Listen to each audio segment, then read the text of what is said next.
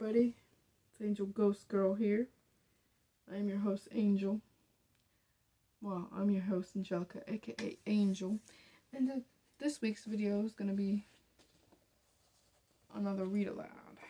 So, right now we are reading The World's Most Haunted Places, Creepy, Ghostly, and Notorious Spots. That's what the cover looks like.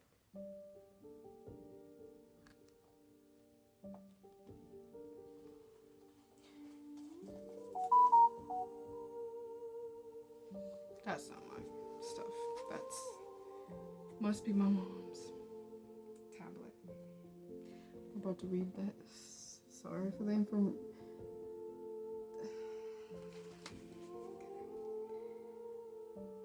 The Headless Horseman's haunts Sleepy Hollow, New York. Read this little this little passage right here. Opposite page, Sleepy Hollow Cemetery, 1944, where author Washington Irving is buried. This page. The gravestone of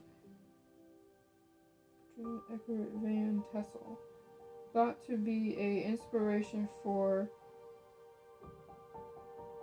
Ichabod Crane's love interest. In the burial ground of Sleepy Hollow's Old Dutch Church, this is also where the Headless Horseman was supposedly buried. Though the figure was probably derived from German legends. This is where the Headless Horseman is supposedly buried. A drowsy, dreamy influence seems to hang over the land and to pervade the very atmosphere, wrote Washington Irving of the Tyler Town in The Legend of Sleepy Hollow. His eerie 1820s story about the lovelorn schoolteacher Ichabod Crane's encounter with the hell-bent Headless Horseman. The whole neighborhood abounds with local tales, haunted spots, and twilight superstitions. Though Irving invented the name Sleepy Hollow, the village formerly known as North Tarrytown was rechristened after the fictitious enclave in the late 1990s. Talk about life imitating art, but what's in a name? 25 miles north of New York City, Sleepy Hollow is now a populous suburb, having long ago lost the atmosphere that so enchanted Irving. Look closely through and you'll see that traces of the old superstitions abound. Sleepy Hollow's Old Dutch Church and burying ground, the oldest church in New York State, is for instance rumored to be haunted by Irving Infernal. Unlikely given that the specter was mostly the writer's invention, but the old cemetery doesn't have its ghosts. This is also the burial place of two women, Katrina Ecker Van Tassel and her niece Eleanor Van Tassel Brush.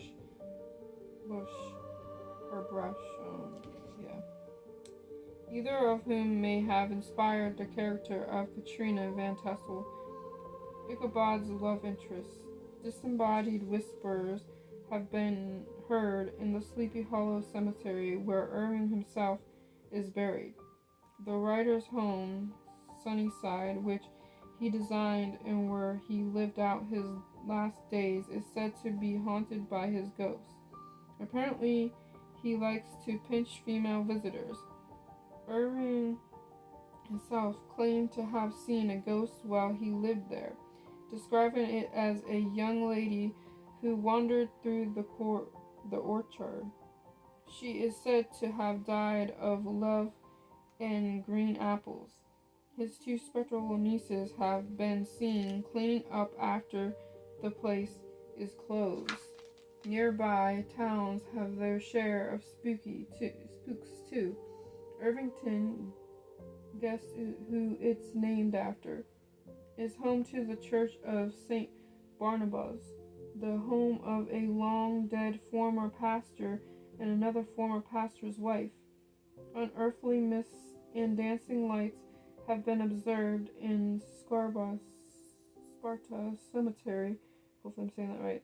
The resting place of the so called Leatherman, an eccentric, unidentified man who spent his life wandering around New York and Connecticut wearing nothing but a leather suit.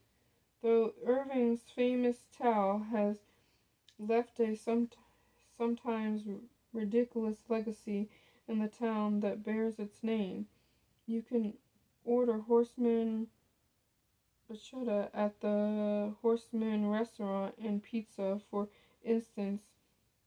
Ichabod cranes indoors on the library shelves and in our in d'oeuvres. I think that's what they're trying to say. On the library shelves in our collective imagination. If nowhere else at the end of the legend of Sleepy Hollow, Irving suggests that the lonely schoolteacher's voice can still be heard at a distance, chanting a melody psalm's tune among with tranquil solitudes of Sleepy Hollow. Now I'm gonna move on to this next page.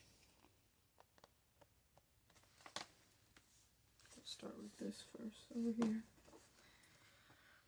First opened in 1888 as a luxury railroad hub, the so-called castle in the Rockies is one of North America's great mountains getaways with sweeping views of the Bow Valley in the heart of Banff National Park. Though the lavish resort has 764 guest rooms, one is notoriously missing. There is no room 173 on the 8th floor, even though rooms end in the number 73 elsewhere in the hotel. Legend has it that a husband unalived his wife and daughter in 873, and the girl's fingerprints simply could not be washed off the mirror. This, along with disembodied screaming and bloody handprints on the walls, caused the hotel to close off the space. The baseboard is cut where the door to 173 would have been. According to enjoybanff.com, and knocking on the wall produces a hollow sound. Guests have reportedly seen the doomed family's spirit roaming the halls, along with a headless bagpiper and a bartender who tells guests they have too much to drink. Another well-known ghost is the burned bride who died when her wedding dress caught fire and who dances in her wedding dress. In the Rob Roy dining room and the Cascade ballroom, the hotel's friendliest otherworldly occupant is Sam Macaulay, a Scottish bellman who died in 1975 and who's said to still operate the elevators. But a hotel security guard casts a little professional doubt on that legend. The guy who works here for decades, and what does he do after he dies? He said to Canadian Living magazine he comes back and works the elevators. No, I don't believe that. So this down here must be the castle. Get a little close up, see? Must be that castle. And I'm going to read this section. But first, we're going to read this little thing right there. Montreal Royal Victoria Hospital in Quebec is just one of the many supposedly haunted structures in the province's largest city. The Mount Royal Cemetery has the ghost of an Indian who supposedly lurks on the cliffs. The Queen Elizabeth Hotel has a wandering woman in white, and 242 William Street is allegedly home to the ghost of a decapitated prostitute, Mary Gollinger, who spends eternity looking for what else? Her missing head. Interesting. Montreal's haunted hospital, the Old Royal Victoria. This is the Old Royal Victoria right here. And this was the other hotel right here. Not the hotel, but the actual castle right here. This is a hotel, apparently. Looming over the city on the south slope of Mount Royal, the Vic has plenty of distressed patients during its 122-year history, but some of them may have never checked out, though possibly not because they liked the food. After the man died in the cardiac unit, the nurses shut his door, but when they returned with his family, they found the room locked from the inside. A napping nurse once woke to see a white smoky light hovering over her, followed by two other apparitions, and one patient claimed that after speaking to the specter of an old woman, he found himself lying in a pool of blood. No, he wasn't in the ER.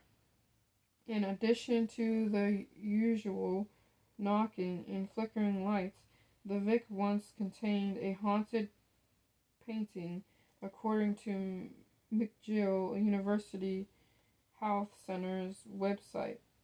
It showed a house in which patients saw a sinister old woman staring from the window. A few times she even left the house and looked around before going back inside. Not surprisingly, the animated art was removed. This past April, the operating hospital of the Vic was moved to a new location. Whether the original building becomes a hotel, a condo, or sinks into despair, one thing is certain: the hospital's persistent patients may never be discharged.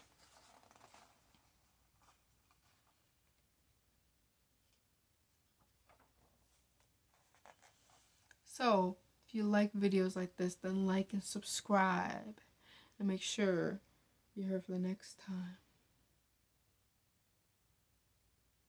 It's haunted, but true.